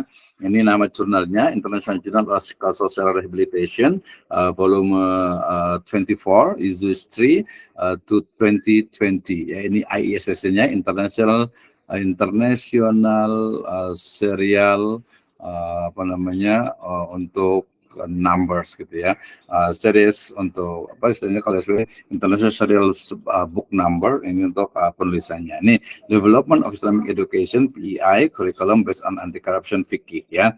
Abstraknya masih ada sini, lihat penulisannya dia menggunakan pola footnote, nama saya Abdurrahman Misno, Khalilur Rahman, Abdullah Idi Maharani. Ya, di bawahnya ada keywordnya juga 1, 2, 3, dan 4. Ada 4. Ini introduction-nya. Ya, nah, ini penulisnya teaching pertama saya masih dalamnya kemarin, kemudian Pak Khalilur Rahman di UIN Purwokerto, kemudian dapat Abdullah Idi di Raden Fatah Palembang, kemudian ada di Majalengka University dan Prof Hana dari Halu Oleo University, Universitas Halu Oleo di Sulawesi sana ya. Lihat, ini introduction-nya, ini latarnya ya, introduction terus semuanya. Dan mesti ya dalam introduction itu mesti ada references, mesti ada referensi ya, harus ada itu ya, standar gitu ya. Nah, kemudian ini masih latar belakangnya. Kemudian berikutnya ini ada konseptualnya agar lebih meyakinkan sebenarnya itu ya, corruption-nya, according ya, kemudian juga bagaimana corruptive behavior sampai kepada yang kedua metodologi atau research method atau metode, understanding research development or research and development. Ini menggunakan R&D ya, research and development ya, untuk mengembangkan dari kurikulum yang ada. Memang ini metodologinya. Ya, ini metodologi beberapa tahapan dalam metodologi itu sendiri ya, untuk mengembangkan tadi kan curriculum development ya, kemudian research and discussion-nya. Ini resultnya, hasilnya ya, the corruption itu seperti apa gitu ya. Kemudian dimension of the term corruption in Islam, bagaimana istilah korupsi dalam Islam ya, kemudian korupsi dalam in the Islamic law, kemudian yang paling penting ini ya, development of Islamic education curriculum based on anti-corruption fikih ya. Ini intinya, kemudian sampai kepada ini model yang coba dikembangkan ya, dari pengembangan kurikulum anti korupsinya, kemudian sampai conclusion ya, based on the presentation regarding the curriculum development model based on anti corruption fikih, the following conclusion can be summarized ya. The first, curriculum of Islamic studies need to develop ya, dan seterusnya. Ini jawaban dari ini, referensinya ini model yang saya kagok salah itu ya, jadi dia di end note gitu ya, di akhirnya ini referensi utamanya. Wah, ini tulisannya dikit karena orangnya banyak, itu ada 55 gitu ya. Dan jangan lupa di sana biasanya banyak yang istilahnya itu jurnal juga disebutkan ya. Dan ini hebatnya dalam sebuah jurnal itu, ketika kita klik gitu ya, maka otomatis misalnya ini nih ya, maka dia otomatis akan masuk ke jurnal yang dituju dan sama gitu ya, EG Manager gitu ya. Nah, review artikel ini hebatnya OJS, Open Journal System, dan semua referensi itu dia sudah tersambung. Oke, saya tutup ini. Yang berikutnya ini tulisan saya dengan anak saya Aisyah As-Salafiyah ya. Ini masih yang lama, analisis syariah wedding organizer menggunakan indeks maqasidus syariah. Ini di jurnal J, Jurnal Hukum Ekonomi Islam. Ya, ini di j.apc.or.id. Tinggal kita klik, dia akan nyambung ke apc.or.id ya. Saya lihat sekilas. Ini adalah analisis syariah wedding organizer menggunakan indeks maqasidus syariah. Jadi kami menganalisis tentang wedding organizer atau WO ya, WO ya. Ini kelihatan? Tidak kelihatan, Ustaz. Tidak kelihatan ya. Oke, sebentar. Kita balik lagi. Kayaknya ada seperti, dia kayaknya satu-satu nih berarti ya. Oke. Nah, 2020. Ya, ini bedanya Google Meet dengan Zoom. Oke, sekarang sudah kelihatan? Iya, sudah, Ustaz. Sudah. Sudah ya. Ini contoh Sudah. jurnal Hukum Ekonomi Syariah, Jurnal Hukum Ekonomi Islam, saya Misna bin Muhammad Jahari, kemudian yang lama ya, kemudian ada Aisyah. Nah, ini analisis syariah wedding organizer, jadi WO ataupun WO yang sekarang mengklaim dirinya itu adalah syariah. Jadi wedding organizer yang syariah itu sebenarnya sudah syariah atau belum sih, gitu ya. Lihat, ini abstraknya ya. Kita nanti kalau di kuliah itu harus bisa membedakan nih, ini dari sini ke sini itu adalah latarnya ya. Ini adalah latar nih ya. Kemudian the research method in this article is the simple addictive weight method ya. Ini adalah metodenya ya, sampai di sini ya, ini metodenya ya, ini metode sampai di misalnya dikatakan Ma'wa Wedding Syar'i. Dia mengambil ada kurang lebih ada 3 ya, ada Ma'wa Wedding Syar'i, ada Hamasah Walimah, ada Lu'lu Wedding Syar'i, dan juga Rajutren Wedding Syar'i dan Walimah Planner Wedding Syar'i. Jadi ada case-nya itu ada 1, 2, 3, 4, 5 ya, ada 5 wedding organizer yang Islamic gitu ya. Nah, kemudian dari sini the result of this study indicate that the highest score was achieved by Ma'wa Syar'i wedding organizer and Walima Syar'i Wedding Planner with 5 point perfect score. Then Hamasa Walima with 4.65 point. Rajut Trend Syar'i Wedding with 4.5 point, and Lu'lu ya Syar'i Wedding with 4 point. Ya, jadi ini hasil, jadi spesifik langsung ke hasilnya aja. Nah, kemudian keywordnya adalah wedding organizer, kemudian syariah maqasidul index, dan juga marriage Islamic business. Ya, ini bahasa Indonesianya, abstraknya. Nah, ini pendahuluan. Ya, ini bahasa dalam bahasa Indonesia. Ya, pendahuluannya seperti ini. Sebentar. Ya, ini pendahuluan. Ya, bicara tentang dan harus pakai data. Ini kebetulan jurnalnya itu dia pakai footnote. Ya, jurnalnya dia pakai footnote. Ini pendahuluan terus gitu ya. Kemudian metode penelitian yang digunakan. Ini ya, ada 1, 2, 3, 4, 5 ya. Ada 6 wedding organizer syariah. Ya, oke. Ini metode penelitiannya. Kemudian ini metode yang dengan konsep sekarang yang untuk ambil bisnisnya, kemudian ambil pakai maqasidnya, itu mulai dari hifdzuddin, hifdzul akal, hifdzul nafas, kemudian hifdzul nasab, nasal, dan hifdzul mal. Ini penggunaan ini kualitatif ya, tapi jangan anti juga dengan angka gitu ya. Jadi karena ini memang bagian juga karena tadi menggunakan maqasid indeks ya. Kemudian ini pembahasan, jadi mulai dari hifdzul mal itu tidak boleh ada ikhtilat bersama laki-laki perempuan, kemudian tidak boleh adat yang melanggar syariah, no pre-wedding gitu, jadi nggak ada foto pre-wedding yang pegangan berduaan gitu ya. Kemudian juga ada perias yang sejenis, artinya laki-laki, perempuan berarti yang resto adalah perempuan, jangan laki-laki ya. Walaupun dari lagi walimah tetap menjaga sholatnya, kemudian menjaga hifdun nafasnya itu no standing party ya, kadang makan sambil berdiri gitu ya, karena ayatnya pada jelas ya, la yasroban ahadukum minkum qaiman faman nasiya falyastaqi ya. Nah, pakaiannya itu harus syar'i sekarang gitu kan ya. Dan seterusnya no tabarruj, ini no macam-macam lah, pokoknya yang bagian-bagiannya ini kesimpulan angkanya juga sampai kepada konklusinya mana nih. Nah, ya ini simpulan. Berdasarkan penelitian yang telah kami lakukan dengan metode penelitian, yaitu wawancara melalui perhitungan SEW mengetahui indeks wedding organizer. Ini hasilnya ini, jadi hanya melihat dari 5 wedding organizer. Ini daftar pustakanya ya, yang digunakan. Oke, ini contoh satu lagi biar yakin ini ya. Biar agak sedikit berbeda. Ini juga sama nih, ternyata harus diulang lagi nge-share-nya ya. Yang ini ada pengembangan, ada dilema. Oh, yang terbaru ini aja ya. Bukan terbaru sih, ini udah lama, tapi dianggap yang paling agak-agak sedikit baru lah gitu ya. Jadi ini di Banten ya, namanya Jurnal Budaya Kawalu namanya ya, Kawalu. Namun orang sudah paham artosnya Hartina Kawalu deh gitu ya.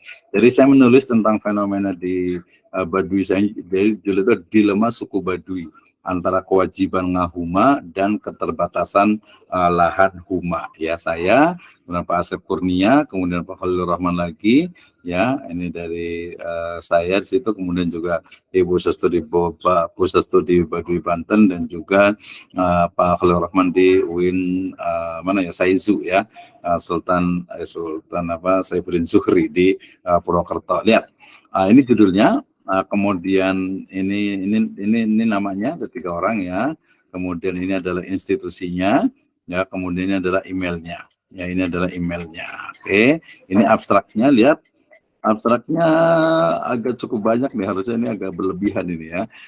Tapi ini sama, ini adalah latar belakangnya ya. Kemudian harusnya itu dari sini mulainya tuh ya. Dari sini ini berarti kalau kita lihat latarnya ini agak kebanyakan nih ya, agak kebanyakan nih. Kemudian this study use qualitative data obtained through observation, interviews, and document review ya. Kemudian triangulasi dan seterusnya. Conclusionnya, the conclusion in this research that the number of Baduy tribe is increasing even though the land for ngahuma remains. Whereas for them, ngahuma is a customary obligation that cannot be violated.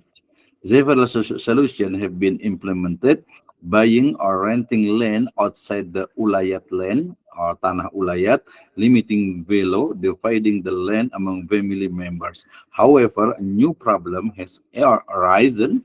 The condition of the land is less fertile and the need for rice is not being met.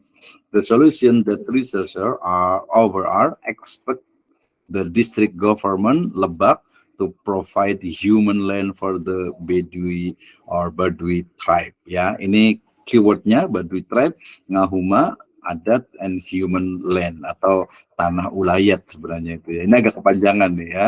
Ini pendahuluan sama ya, pendahuluan cukup panjang tentang data-data terbaru gitu ya. Kemudian setelah itu ada sekilasnya, metodenya dia langsung di sini, langsung di dalamnya tuh dia ya. Nih, jadi metode itu langsung dalamnya ini tentang history, sejarahnya. Jadi semuanya bisa di-download gratis ya di internetnya. Ini lokasi ya, fokus dan lokus dari penelitian ya. Kemudian ini petanya kita taruh juga biar orang paham di mana sih letaknya. Kemudian ini jumlahnya. Jadi sekarang ini jumlah orang Baduy itu lebih kurang sekitar hampir 11.000 ya. 11.000 orang dan ya agama mereka adalah Sunda Wiwitan gitu ya. Ini mengalami penginapan ini ngahuma, what the meaning of ngahuma gitu ya. Kemudian the obligation of ngahuma sampai kepada limitation land, keterbatasan dari lahan. Ini data-datanya cukup lengkap ya. Sampai kepada sekarang itu yang intinya mereka kesulitan ya untuk tanah gitu ya. Nah, solusi alternatif bagi suku Baduy. Jadi ini solusinya nih. Ya, jadi menurut wajib ain adanya penambahan kubikasi tanah gitu ya, rekayasa sosial ataupun intervensi sosial. Ini ada solusi yang diberikan dan menjadi rekomendasi bagi tadi Lebak ya, Banten sana untuk bisa menginikan, untuk bisa istilahnya itu menempatkan mereka dan tidak lepas dari adat mereka. Ini daftar pustakanya tadi konklusinya ada di atas ya. Nah, sampai di sini ini 92. Oke, terima kasih ya. Masih ada sebenarnya sih, tapi kayaknya udah jamnya itu sudah lebih 12 ya, udah lewat. Nanti mungkin kita kasih berikan kesempatan untuk yang bertanya terkait dengan apa, dengan pembahasan dan juga mungkin jurnal, mungkin ada yang masih belum paham ini ngomongin apa ya, tadi yang ngomongin lagi. Saya mau bertanya silakan, Pak nanti lagi. mungkin kita kasih 30 menit, silakan. Muhammad Ali Pak. Ya, silakan Pak Muhammad Ali. Assalamualaikum warahmatullahi wabarakatuh. Warahmatullahi wabarakatuh. Iya Pak. Pembahasan Bapak saya ikuti dari kemarin itu sudah cukup bagus menurut saya ya. Karena saya masih awam dengan jurnal. Nah, yang saya mau tanyakan, saya masih bingung Pak untuk ngupload jurnal Pak. Maksudnya tuh bagaimana cara menguploadnya? Mungkin saya bisa diunjukin cara-caranya atau panduannya bagaimana gitu. Terima kasih Pak. Oke, terima kasih. Saya langsung buka untuk jurnalnya State Sirajul Falah ya. Sebentar, saya kasih ini dulu. Jurnal State Sirajul Falah. Nanti cukup banyak ya. Jadi kalau untuk ngupload, mendaftar itu kita bisa bilang itu sangat mudah sekali ya. Sangat mudah sekali. Oke, sebentar ya. Saya agak ini sedikit. Saya buka dulu. Oke, saya udah terbuka. Pertama saya izin dulu ya, biar menjawab nih. Insya Allah kita sampai jam 10 nggak apa-apa nih. Ya. Oke, sudah kelihatan? Apakah sudah kelihatan? Sudah Pak, sudah. Sudah ya, oke. Ini adalah nanti teman-teman, Ibu dan Bapak sekalian peserta bisa publish di jurnal Sirajul Falah ini, insya Allah gratis ya. Tapi nanti harus tahu caranya. Jadi ini adalah Center for Scientific Publication State Sirajul Falah Bogor. Ini yang mahasiswa State Sirajul Falah wajib ya. Ini mulai dari EduSiva, ini untuk EduSiva itu jurnal pendidikan Islam gitu ya. Ini kita masih memang baru ya, baru Sinta 5 ya. kemudian juga ada Sifa Journal of Education Research untuk yang paskanya, kemudian ada Da'watus Sifa untuk Journal of Dakwah Communication, kemudian ada Khidmatus Sifa untuk Jurnal Islamic Studies, kemudian juga ada Eko Sifa untuk Journal of Syariah Economic, kemudian nanti ada Ahkamus Sifa juga untuk Jurnal Hukum Islam, ya, Hukum Islam. Nah, di sini ada template ini ya, Ibu Bapak sekalian, ini tinggal di download. Ya, ini tinggal di download, tinggal klik, nanti otomatis dia akan download sendiri ini template-nya seperti ini, ya. Template-nya seperti ini kita boleh download juga, ya. Kita boleh download, bentar, ya.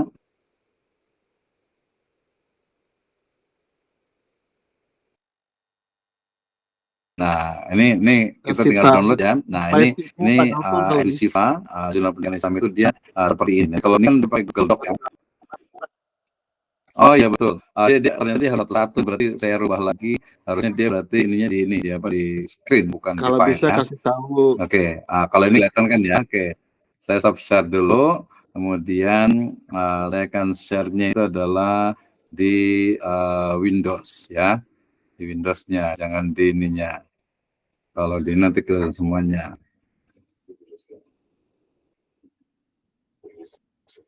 Oke, kelihatan ya. Nah, ketika tadi ini kelihatan, nah ini adalah apa yang disebut dengan ini template-nya. Jadi ngikutin ini semuanya. Ini nggak usah diisi. Ya, ini yang di atas itu dia hanya apa identitas.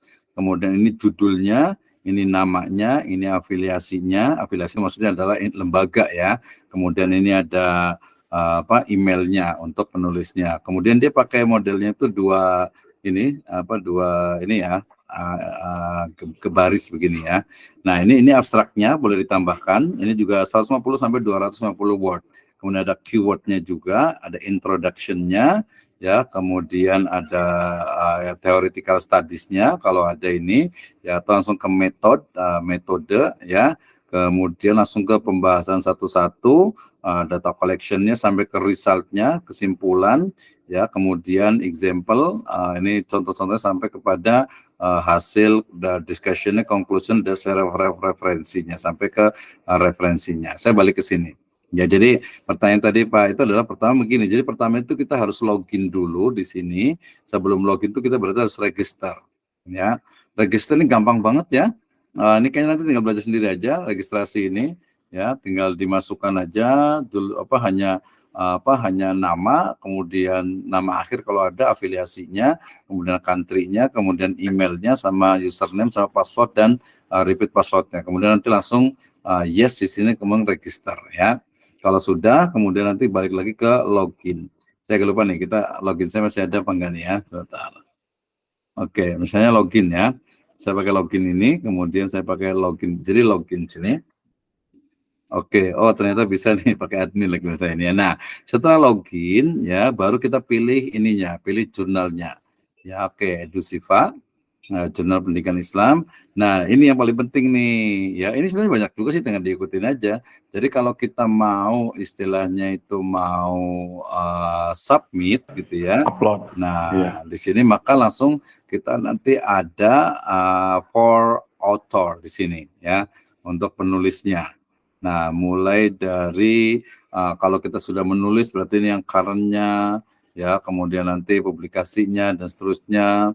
Ya, nanti urutannya itu dari mulai ke sini ya, editorial timnya, reviewernya, urutannya ini dia lengkap semuanya gitu ya. Jadi nanti dipelajari ini mudah sekali ya. Jadi tinggal upload ya. Ini dia karena admin, jadi ininya dia pakainya admin ya.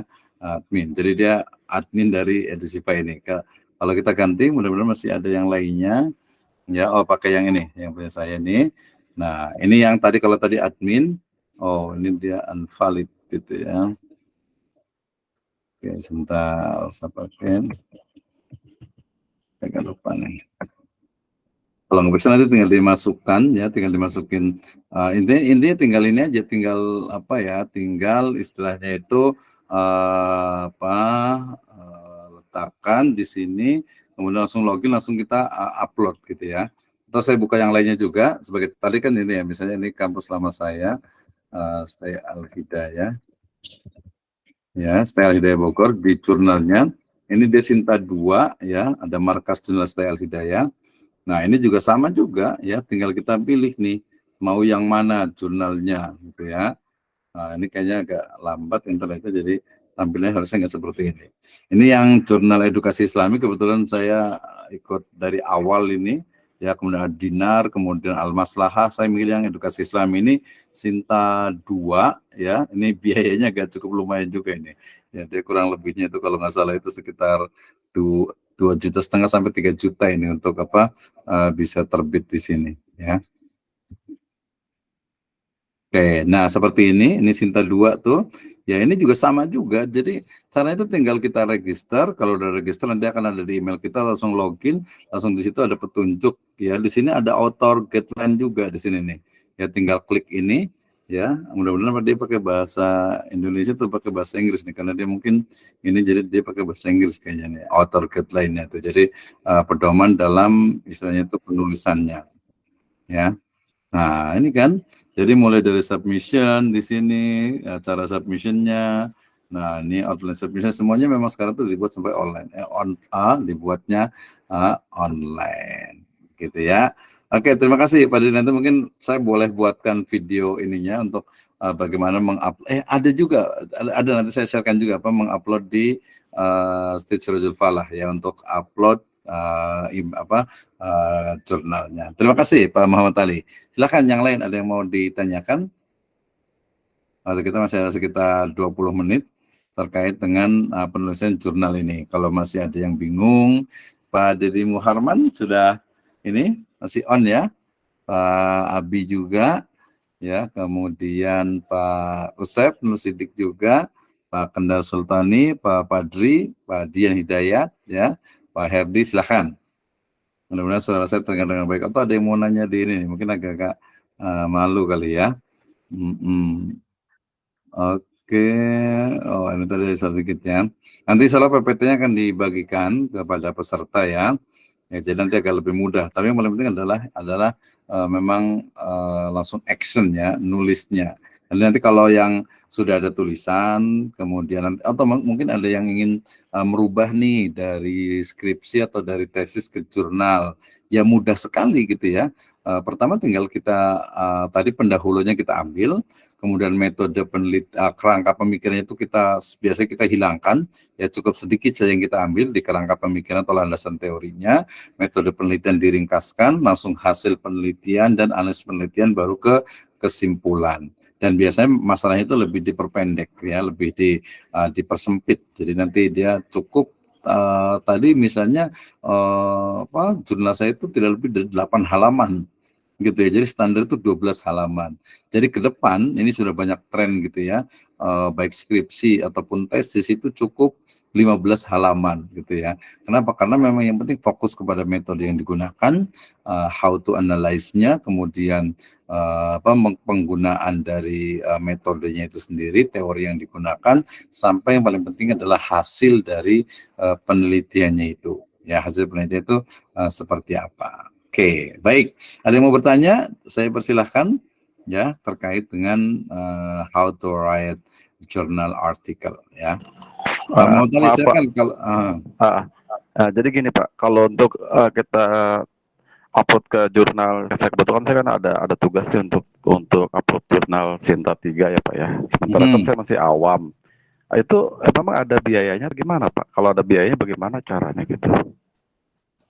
Ya, terima kasih. Betul. Jadi biaya di sini itu sudah menjadi umum, kami juga di Relawan Jurnal Indonesia itu. Jadi memang betul ada biayanya. Biayanya itu adalah pertama gini, jadi jurnal itu untuk mendaftar di DOI, ya, di DOI itu untuk nomor istilahnya itu KTP-nya dari artikel kita gitu ya, maka itu bayar sekarang itu lebih kurang itu sekitar berapa ya? Murah sih sebenarnya, cuma 15.000 gitu ya. Jadi DOI itu adalah Digital Object Identifier. Jadi identifikasi objek digital gitu ya. Nah, itu memang dia berbayar. Pertama itu. Yang kedua, Bapak Pengelola Jurnal itu sebagian besar itu memang tidak dibiayai oleh kampus gitu ya, sehingga mau tidak mau mereka harus kan otomatis ya, tadi mulai dari bayar doi-nya, kemudian juga websitenya ya. Websitenya itu untuk membangun saja kami kemarin itu hampir 15 juta gitu ya. Kemudian untuk pembiayaan ataupun maintenance-nya itu juga harus otomatis membayar orang IT tentu saja gitu ya. Nah, belum lagi reviewer, walaupun kalau reviewer itu biasanya dia gratis ya. Saya juga kebetulan reviewer di IN Curup, kemudian juga di UPN Veteran Jakarta gitu ya, kemudian juga di IUKI juga.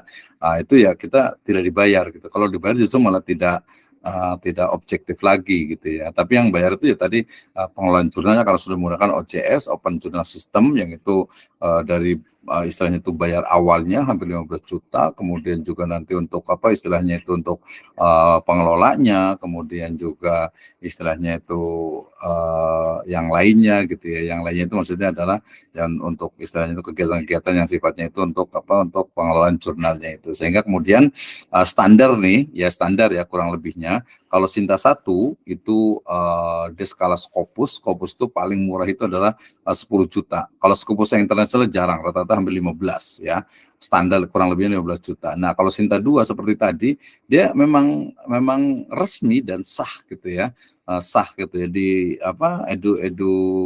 edukasi Islami itu hampir 2,5 sampai 3 juta. Kalau Sinta 2 rata-rata itu 2 sampai 3 juta ya. Kemudian kalau Sinta 3 ya itu rata-rata 1 juta sampai 1,5 juta. Sinta 4 itu saya sempat itu yang di Pontianak itu Kalimantan Barat itu sekitar 500 ya. Sinta 5 itu standar kadang kalau kami juga di Edusiva ini dan 200, 150 sampai 300 gitu ya. Sinta 6 biasanya masih gratis, tapi tergantung juga sebenarnya dari kualitas kita juga ya.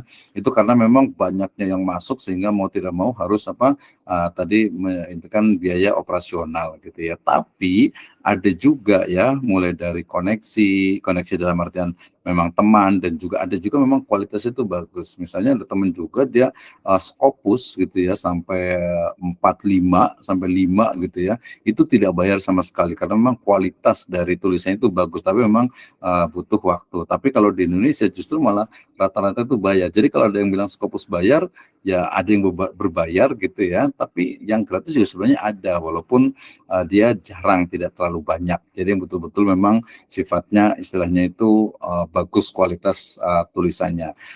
Saya juga kebetulan sekarang ini juga di Sinta 2 juga di Win 1 ya, di Win 1 itu di Tulung Agung. Sinta 2 ya tentang reception through selection modification, saya juga gratis juga, nggak bayar gitu ya.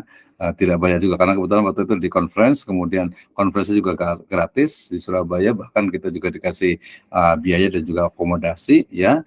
Itu gratis. Jadi yang paling penting memang kalau mau dilihat dari sisi pengelolanya, beberapa memang bayar dan resmi gitu ya, tapi ada juga yang ketika kualitasnya bagus masuk conference dan sebagainya itu tidak berbayar.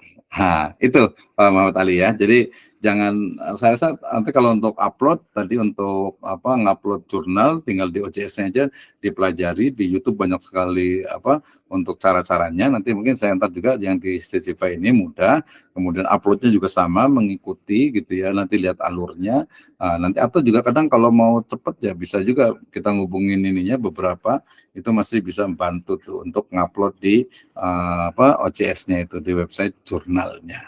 Itu ya. Jadi bukan rahasia umum dan bukan sebuah ini juga ketika memang dia berbayar gitu ya, berbayar karena memang tadi untuk OJS-nya, untuk pengelolanya gitu ya, itu kan listriknya juga gitu ya, domainnya itu kan perlu bayar, belum lagi nanti tenaga IT-nya dan seterusnya. Oke, terima kasih sama Muhammad Ali. Nanti kalau tidak puas boleh tanya ke saya lagi gitu ya. Atau mau ada pertanyaan lagi silakan, karena yang lain udah banyak nanya nih. Iya, terima kasih ya Pak. Oke, sama-sama Pak Muhammad Ali. Ya harus banyak nanya nih ya, biar nanti paham. Karena yang lain juga sebenarnya mungkin mau nanya, cuman agak-agak malu-malu atau mungkin sebagian udah bertidur kali ya. Udah tidur kali ya. Silakan, ada yang mau bertanya nggak nih? Pak Abi nih, mau bertanya nggak nih? Silakan. Ada yang bertanya nggak tentang jurnal? Pak Abdul Rahim yang lagi nulis disertasi, disertasi itu bisa jadi 3 skripsi tuh, 3 jurnal tuh. Silakan, Abi.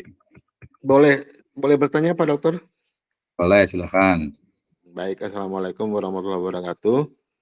Waalaikumsalam Terkait warahmatullahi wabarakatuh.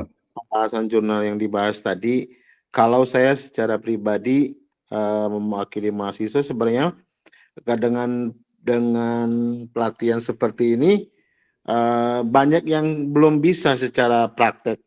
Mungkin mahasiswa yang lain nggak mau ngomong atau mungkin nggak berani ngomong ataupun malu.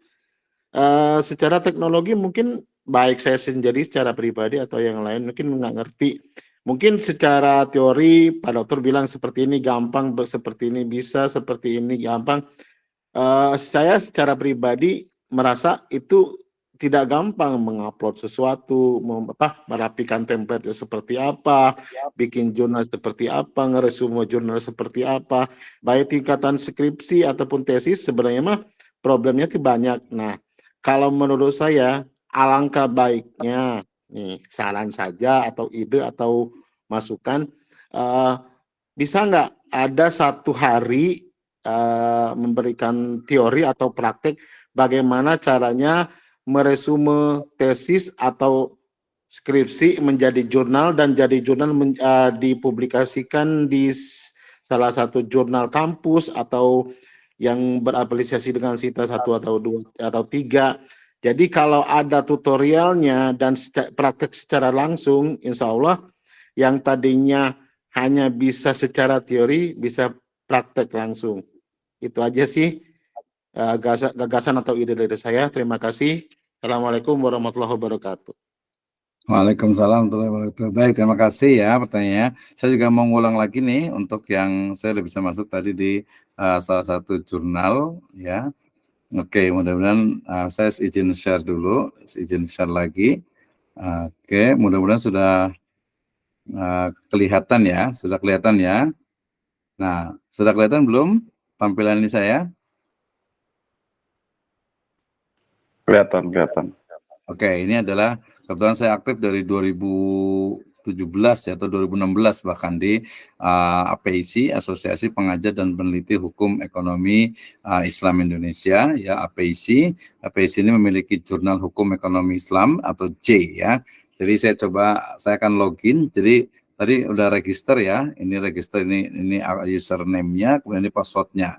Ya, saya akan login. Nah, lihat. Ya, akan login seperti ini. Nah, ya. Nah, di sini ya, sebenarnya kalau kita mau submission, jadi dari akun ini nih, Misno 1979 ini ada lihat websitenya di sini. Nah, ini tulisan saya yang belum diterbitkan. Ada kaidah fikih kemudaratan harus dihilangkan, kemudian foreign exchange trading menurut Dewan Syariah Nasional. Nah, kalau kita mau buat baru tinggal new submission. Ya, nah ini urutan dari yang saya maksud nih. Ya, jadi dimulai dari start-nya, submit artikel. Di sini kita tulis istilahnya itu komentar untuk editornya, kemudian juga di sini ada pilihannya, save and continue-nya gitu ya. Kemudian nanti di-upload. Nah, udah ketemukan di sini baru ke lanjut. Jadi belajar begini nih. Ya, misalnya ini kita asal ya. Gini ya. Kemudian saya yes, agree, ya, kemudian save and continue. Nah, dia harus diisi semuanya nih, ini gitu ya, diurutkan satu-satu gitu, required semuanya. Ini mungkin bedanya kalau yang ini bahasa Inggris mungkin nggak terlalu biasa gitu kali ya. Nah, ini komennya juga, saya komennya dulu ya, oke. Nah, kemudian di sini langsung baru ke save and continue. Nah, submission. Nah, di sini nih kita ensuring blend review-nya. Oke. Nah, kemudian di sini dia akan otomatis ngupload dari data ya. Di sini upload filenya ya. Mudah lah ya kayak gini. Kita misalnya upload filenya di sini gitu ya. Oke, kemudian nanti kita ini kan urutkan, nanti ada reviewnya, ada confirmnya sampai kepada ujungnya ya. Jadi mulai dari istilahnya itu mana? Ya, nah, mulai dari start, upload, ya, ini upload data, kemudian enter metadata-nya, nanti ada beberapa bagian dari jurnal yang harus kita sebutkan, konfirmasi, ada next step-nya, berurutan sampai kepada nanti diterbitkan. Ya, ini teknis untuk mengeditkan jurnal di jurnal hukum ekonomi Islam, ya. Ini dia masih proses untuk akreditasi, ya. Ini tulisan saya juga ini tentang kartu syariah card, ya. Analisis fatwa DSN MUI nomor 54 tahun 2006 tentang syariah card, ya. Ini bisa diambil otomatis gitu, ya. Ini kita di sini juga ketahuan berapa orang yang sudah download, ya, sudah 109 yang download ini, ya. Oke, ya. Nah, seperti itu, ya. Ya enggak apa ya, dibilang susah enggak juga sih, ya. Dibilang mudah ya memang mungkin tadi perlu untuk IT-nya, teknologinya itu biar paham cara ngupload, dan OJS Open Journal System itu di semua platform itu dia sama seperti itu gitu, ya. Kadang yang agak lama sedikit itu biasanya reviewernya suka agak lama gitu, ya.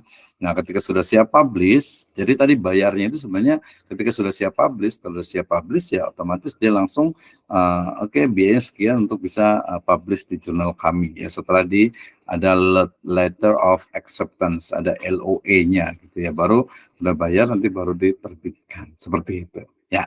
Oke, terima kasih ya untuk Abi, ya. Insya Allah nanti istilahnya itu bisa saja nanti offline ataupun online, ya. Tapi kan tadi udah itu juga, jadi lebih bagus kalau punya case study, jadi langsung nih. Jadi mungkin nanti ada yang mau jurnal yang mana kita ajari step by step atau satu-satu, ya. Yang penting kan ada tulisannya tadi, ya.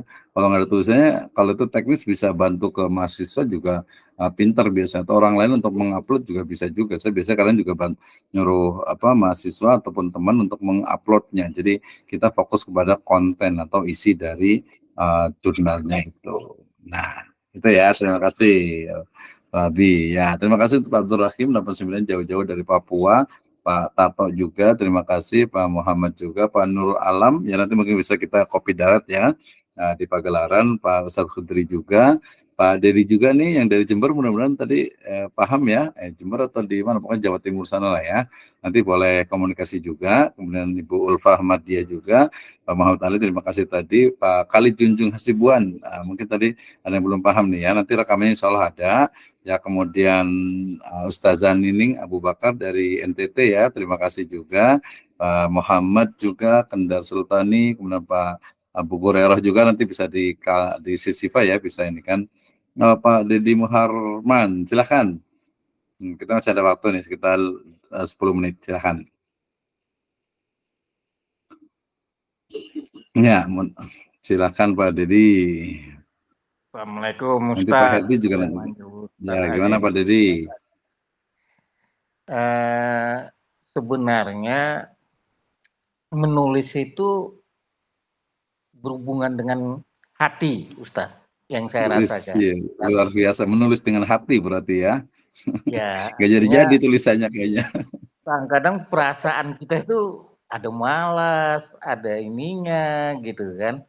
Nah, memang saya sudah pernah terbit beberapa, tapi baru taraf di Sinta 4, Ustadz. Kalau ini ya, reputasi. Kalau yang belum bercinta mungkin ada beberapa tulisan saya, karena syarat kita, ya terutama dosen itu kan untuk BKD dan untuk penilaian kan harus menulis, Ustadz. Gitu. Betul, jabatan fungsional, Jafung. Nah, gimana cara kita agar kita terus termotivasi untuk menulis itu, Ustadz? Itu mungkin menjadi pertanyaan yang paling utama. Karena kadang-kadang kalau kita tinggal aja, ya lama-lama kita jadi malas gitu, Ustaz. Sering saat ini misalnya saya lagi merancang masalah hukum waris, Ustaz. Hukum waris, karena memang saya misalnya pernikahan beda agama, sering saya bahas. Karena kita kan kadang-kadang mengabaikan hal-hal seperti itu, Ustaz. Padahal itu yang perlu kita ini dan masalah waris, tapi saya nyinggung warisnya itu waris harta gono gini, Ustaz. Sering kita itu kan lupa masalah waris harta gono gini ini.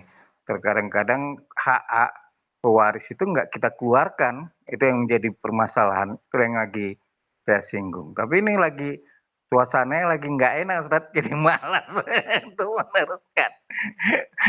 Ini yang jadi permasalahan. Mungkin itu bisa Ustadz kasih masukan sebagai penulis yang produktif atau sebagai peneliti, apa cara kita untuk mengatasi ini. Terima kasih Ustadz, mohon maaf. Oke, terima kasih Pak Deddy Muharman ya atas pertanyaan ini agak deep ya, mendalam nih pertanyaannya nih ya. Tapi saya rasa based from my experiences gitu ya, bahwa memang energi yang paling utama, makanya saya selalu meletakkan itu adalah di kalam ilahi dan sunnah nabawi.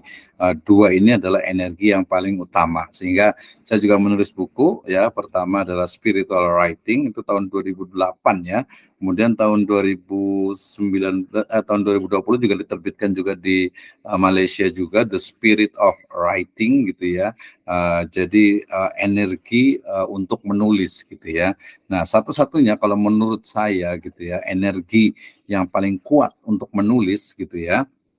Ya, jadi energi yang paling kuat untuk menulis itu adalah energi ilahiyah gitu ya. Artinya spirit, semangat untuk beribadah dan juga berdakwah ya. Bahwa menulis itu adalah ibadah. Banyak sekali di YouTube saya itu ya, bahwa menulis bagian dari ibadah itu jelas sekali ya, karena menulis itu adalah bahwa itu adalah bagian dari amar ma'ruf nahi mungkar. Saya nyebutnya dengan istilah fardu menulis gitu ya.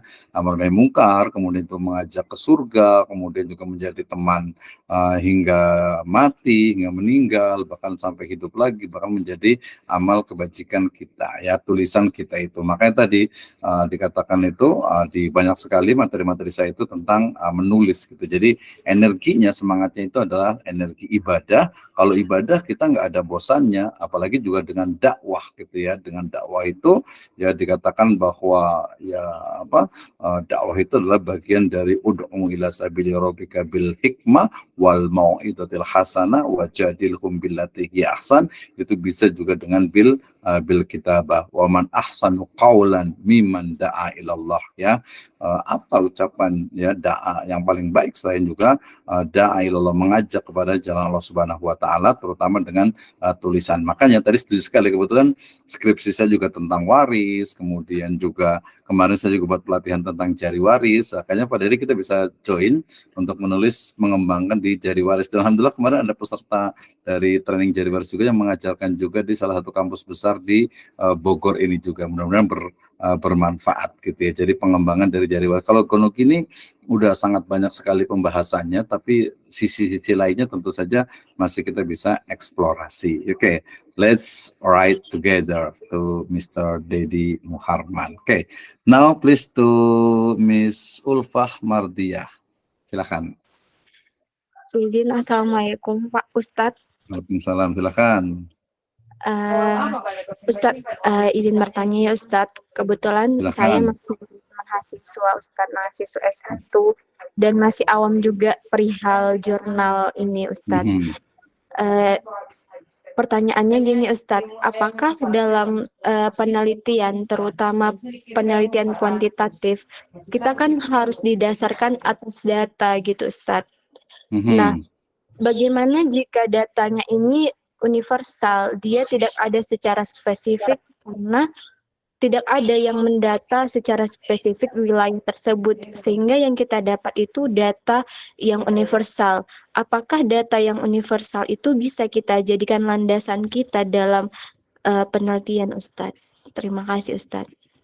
Oke, kita tanya dulu nih, apa yang dimaksud dengan data universal? Kalau data dalam penelitian dia pasti spesifik gitu ya. Coba apa yang dimaksud dengan data universal? Contohnya kayak gimana? Misalnya gini kan Ustadz, saya lagi meneliti tentang faktor-faktor yang mempengaruhi minat mahasiswa Kota Medan terhadap penyaluran wakaf uang. Namun data yang ada itu Ustadz tentang potensi wakaf uang di Sumatera. Dia tidak ada data spesifiknya Sumatera Utara. Itu bagaimana ya Ustadz?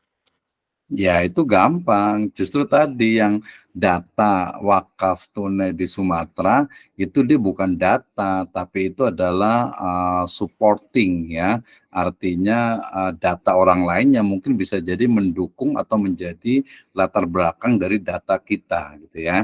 Jadi kalau tadi mau meneliti tentang misalnya preferensi ataupun juga semangat atau mungkin motivasi berwakaf mahasiswa, ya berarti datanya itu ya diambil dari mahasiswa. Jadi mahasiswa di Sumatera Utara atau di Medan ada berapa, kalau pakai kuantitatif ya populasinya, kemudian kita ngambil sampelnya berapa, menggunakan teori sampel siapa gitu ya. Setelah itu baru kita buat kuesioner ya. Kuesionernya, angketnya itu berangkat dari variabelnya. Kalau faktor-faktor yang mempengaruhi gitu kan ya, kan berarti kita tinggal buat kuesioner aja, tanya ke mereka ya, faktor-faktor yang mempengaruhi misalnya minat berwakaf mahasiswa di Kota Medan misalnya. Ya gampang ya, datanya bukan yang tadi, bukan yang apa sih, bukan yang di Sumatera itu, tapi datanya itu adalah yang akan kita kumpulkan ya, baik itu kuantitatif ataupun kualitatif gitu ya.